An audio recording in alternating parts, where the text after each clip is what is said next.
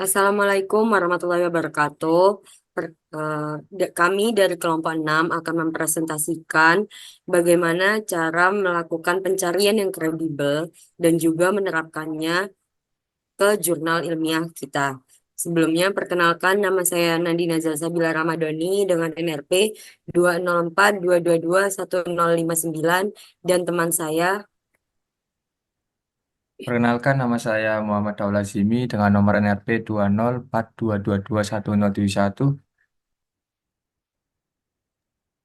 Saya Rizja Terwahyuni dengan NRP 20422211057. Saya Muhammad Rama dengan NRP 2042221063. Saya Lintang Harinda dengan NRP 2042222117. Nah, kita dari kelompok 6, seperti yang saya ucapkan tadi, kita akan melakukan sebuah presentasi bagaimana sih cara melakukan pencarian atau penelusuran yang kredibel. Nah, dalam mencari sebuah informasi, kita pasti melakukan sebuah pencarian atau sebuah penelusuran. Nah, penelusuran yang kredibel itu seperti apa sih? Nah, penelusuran yang kredibel adalah sebuah penelusuran di mana informasi yang akan kita dapatkan itu bisa dipercaya dan eh, terpercaya, pokoknya terpercaya. Nah, beberapa cara untuk melakukan penelusuran kredibel, salah satunya adalah menggunakan sumber yang terpercaya, seperti situs web resmi lembaga pemerintah, jurnal ilmiah, situs web akademis, dan lain-lain. Nah, kalau biasanya yang kita pakai itu kayak Google Scholar, IEA, Science Direct, dan sebagainya. Nah, tanda-tanda bahwa suatu sumber tidak kredibel itu ada banyak, seperti informasinya yang hanya sepihak, penulis tidak membagikan bagaimana atau dari mana mereka mendapatkan informasinya. Setelah itu, karyanya kurang detail ataupun terdapat beberapa kesalahan ejaan atau tata bahasa. Selain itu, juga ada informasi yang diperlukan untuk mengutip, tapi sumbernya tidak ada dalam jurnal tersebut. Nah, setelah ini akan kita sampaikan bagaimana cara mencari sebuah jurnal atau informasi yang dapat terpercaya. Kepada teman saya, Lintang, dipersilahkan. Ya, terima kasih. Di sini saya akan menjelaskan bagaimana cara mencari jurnal. Oke, kita dapat mencari jurnal di Science Direct ataupun dari IEEE maupun dari Google Scholar. Kita dapat mengambil jurnal yang kredibel, seperti kita dapat melihat ada penulisnya, dan di sini kita dapat mendownload jurnal ini, view PDF, dan kita download jurnalnya. Oke, selanjutnya kita lanjut ke langkah citasi dan membuat daftar pustaka dari jurnal yang kredibel.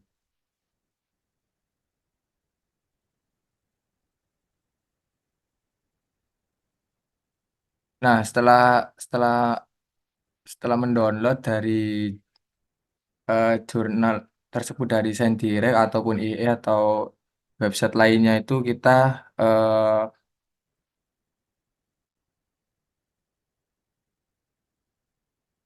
nah, sebelumnya kita harus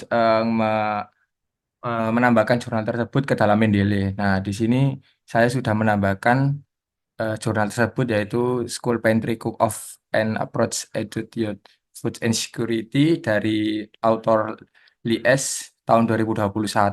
Nah, di sini sudah saya add di Mendeley, kemudian kita masuk ke dokumennya. Nah, di sini saya mengutip berapa paragraf dari jurnal tersebut. Nah, selanjutnya di sini saya mau mensitasi dari paragraf yang saya kutip dari jurnal tersebut.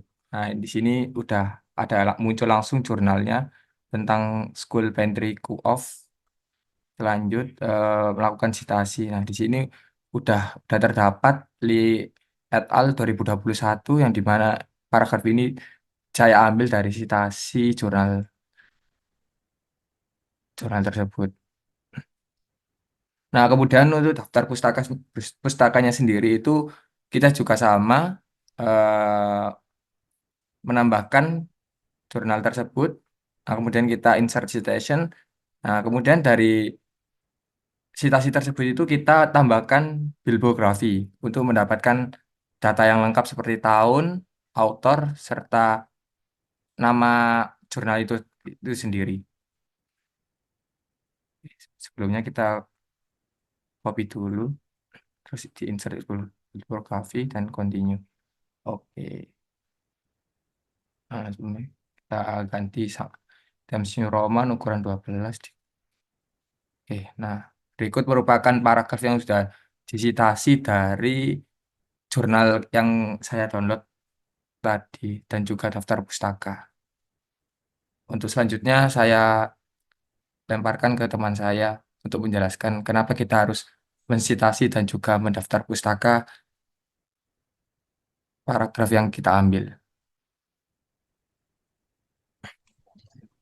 Oke, berikutnya mengapa jurnal harus disitasi dan diletakkan di daftar pustaka?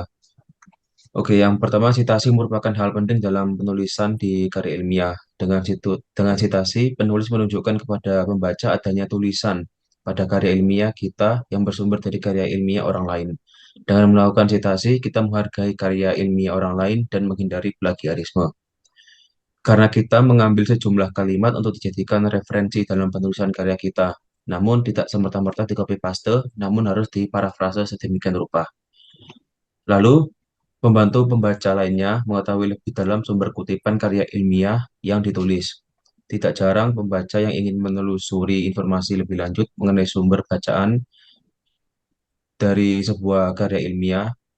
Kemudian, berkat adanya daftar pustaka, maka pembaca mudah mencari sumber untuk karya ilmiah yang baru.